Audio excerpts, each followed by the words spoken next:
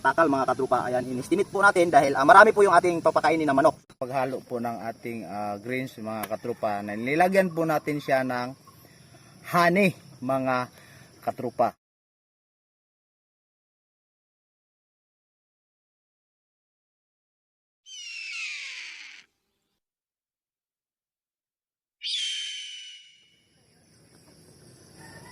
Hello, what's up? Good morning mga katrupa. For today's video mga katrupa, ang ganda po ng ating morning. Ang ganda po ng sikat ng araw.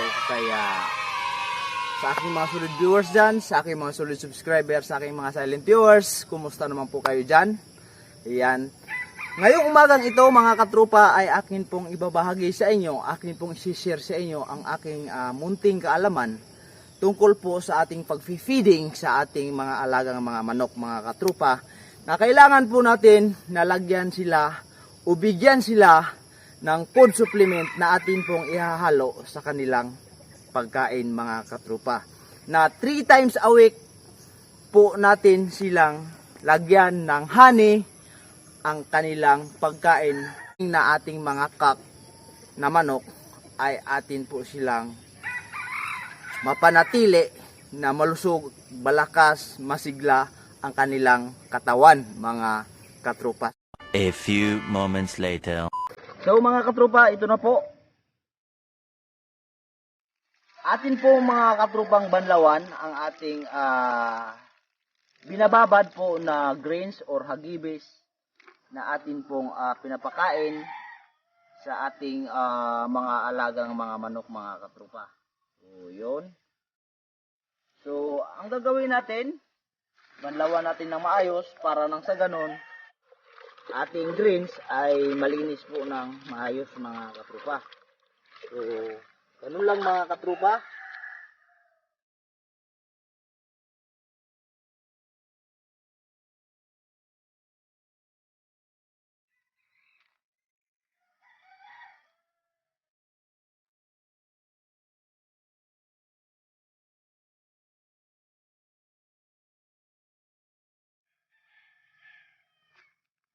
So, ngayon mga katrupa, ay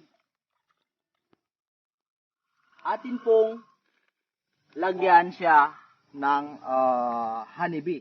So, ito po yung honeybee ko, nilagay ko po sa maliit po na lagayan. So, maglagay lang po tayo ng isang takal mga katrupa. Ayan, in-estimate po natin dahil marami po yung ating papakainin na manok. So, ito po yung ating ilalagay mga katrupa.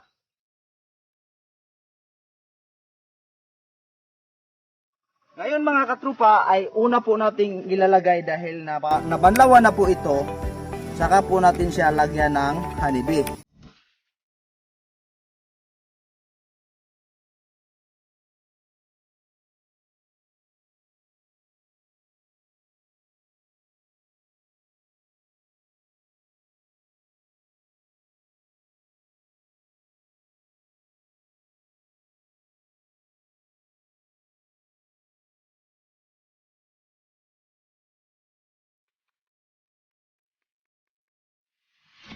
So ngayon mga katropa, kung makikita natin, mayroon po tayo ditong kunti na lang talaga tong ating fillets mga katropa. At ito pong aking binababad na grains ay 12 na takal po siya dito mga katropa sa ating takalan ng ating manok. So sa makatuwid, ang ating papakainin po na manok ay 24 pieces. So 12 po siya dahil itong ating hagibis ay nag-i-expand na po siya. Nagiging 18 na po mga katrupa. So 18 na takal na to dahil nag-i-expand po itong ating grains. Kaya ang ating kukunin dito mga katrupa na fillets ay 6 na lang po mga katrupa. Dahil malaking tulong po talaga din mga katrupa pag tayo po ay may time na atin pong ibababad ang ating grains dahil nag-i-expand po siya mga katrupa. Hindi katulad noong dry, na yung dry kasi ay medyo ma-experiences po talaga siya sa pagkain mga katropa. Pero kung tayo ay palaging busy mga katropa, ay hindi na po talaga siguro tayo makapagbabad ng ating grains. Kaya ito ako, binigyan ko talaga ng panahon, nilaanan ko talaga ng panahon para po nang sa ganun ay makatipid tayo sa ating pagmamanok mga katropa. Po, lagyan po natin sa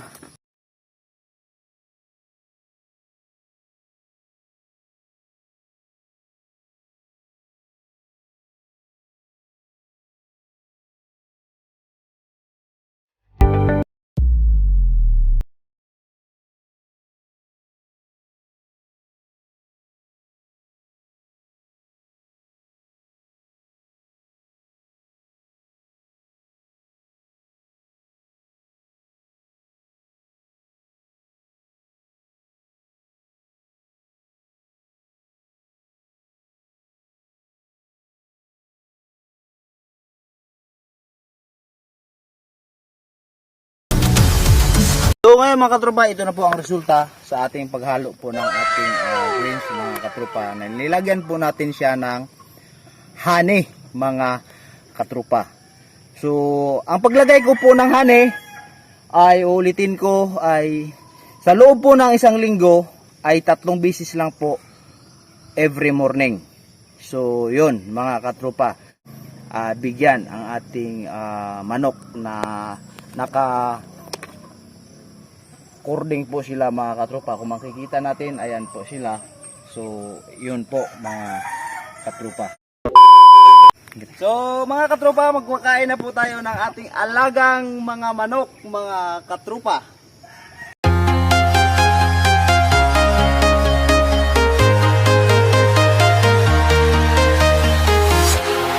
Walking alone, the streets are empty. The only thing I can see is my own silhouette. I'm getting stronger, step by step. The clock is ticking, but there's no time for regrets. I've been flying from town to town, from London to Taiwan. I've been all around the globe, trying to protect your soul. We are heroes tonight. We will fly above the sky. We are heroes tonight. Yeah. We are heroes tonight. We will fly above the sky. We are heroes tonight.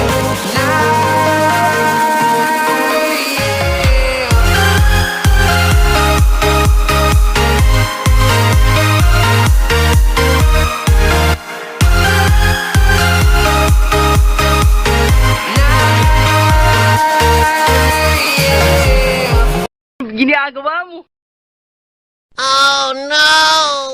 Blow right up in the sky. I need you to listen, I need you to hear, and don't show any fear. I've been flying from town to town, from London to Taiwan. I've been all around the globe, trying to protect your soul. We are heroes tonight. We will fly above the sky. We are heroes tonight.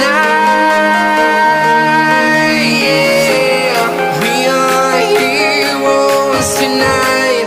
We will fly above the sky. We are heroes tonight. Oh no! Yeah.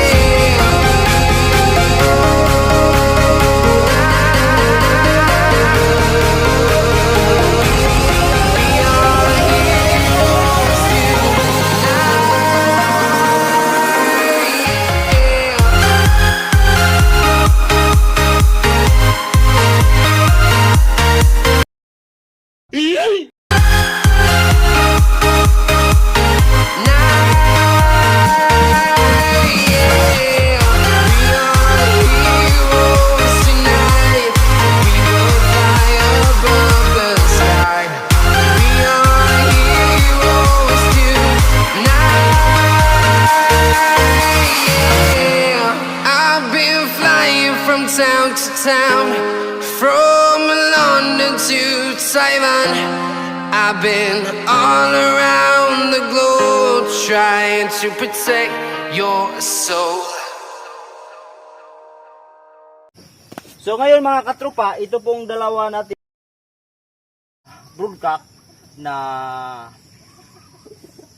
binabae at saka gray mga katropa. Atin po itong tanggalin dito mga katropa dahil pag nagpapakain po tayo kasi sa ating mga broodhen ay hindi po sila nakain mga katropa.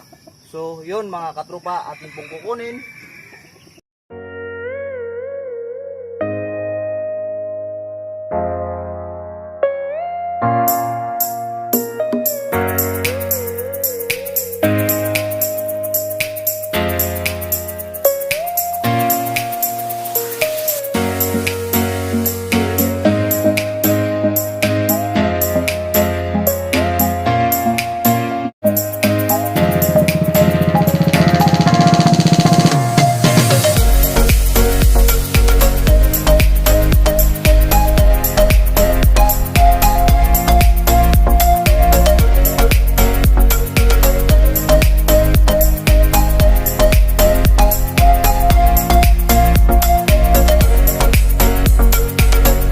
Ginagawa mo? Katulad yan mga katropa, na kahit nilagyan na natin siyang pagkain ay parang hindi niya pinapansin yung kanyang pagkain dahil iniisip niya mga katropa yung broodhen na nandun po, nakasama po niya doon sa breeding pen. Kaya bigyan po talaga natin ng time mga katropa ang ating manok para po sila ay kumakain pag hindi po nandoon sila kumakain sa kanilang breeding pen na kasama po yung inahin mga katropa. So yun. A few moments later. So mga katropa, tapos na po tayong nagpapakain ng ating mga alagang mga manok sa umagang ito. Kaya maraming salamat po sa inyong lahat sa walang sawang pag-support dito po sa aking YouTube channel na si VMV Game Farm mga katropa. At sana sa akin pong isinishare po sa inyo na video content sa umagang ito ay mayroon po kayong napupulot na kunting aral sa aking pagmamanok mga katropa. At mag-comment lang po kayo sa baba kung ano po masasabi nyo sa akin pong ibinahagi sa inyo na munting idea o content mga katropa. At sa gusto pong magpa-shoutout, ayan, mag-comment lang po kayo at ilagay nyo po ang inyong buong pangalan o lugar para po ma-shoutout po kayo mga katropa sa next upload na aking pong video content mga katropa. At maraming salamat po talaga sa inyong lahat mga solid viewers ko, solid subscriber ko, aking mga silent viewers sa tunay at buong pagmamahal at suporta dito po sa aking YouTube channel. At mga katropa, ako po ay hindi po magsawang magbigay sa inyo ng buong idea o paraan o sistema sa ating pagmamanok. Kaya mga katropa, lubusin ko din ang aking paghingi na paki-like, share, subscribe mga katropa at i-bill all nyo na sa hindi pa po dyan nakapag-subscribe at hindi pa po dyan nakapag-bill all para lagi kayong updated sa aking mga bagong videos na i-upload dito po sa aking YouTube channel. At mag-shoutout tayo mga katropa sa aking mga solid viewers, aking mga solid subscriber na andyan palaging nakasubaybay sa aking mga video content. Kay Gilmar Estumago, ayan mga katropa, may munting channel din siya sa YouTube. Andyan na sa screen po, baka pwede po natin ding suportahan. Yan. At kay Racel Lorihas from Davao City. Kay Leadcat75, ayan mga katropa, nasa screen din ang kanyang channel from Negros City. Kay Melfi Burga from Surigao City. Kay Jean Serna from Kuwait, ayan sa Javria po. Shout out po sa ating mga fans dyan sa Javria. Good morning po sa inyong lahat. Nitilin Esperanza, ayan, from Liti at sa kanyang butihing asawa na si GC Esperanza. Shout out po sa ating dyan, mga Esperanza family. Yan.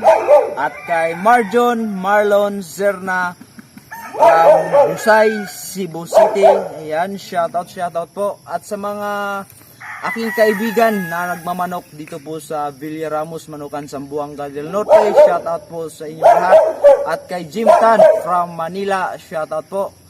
Maraming salamat. At mga katropa, may isa po tayong napaka magaling na ating cameraman na si Reste Cabrera. Shoutout po ito.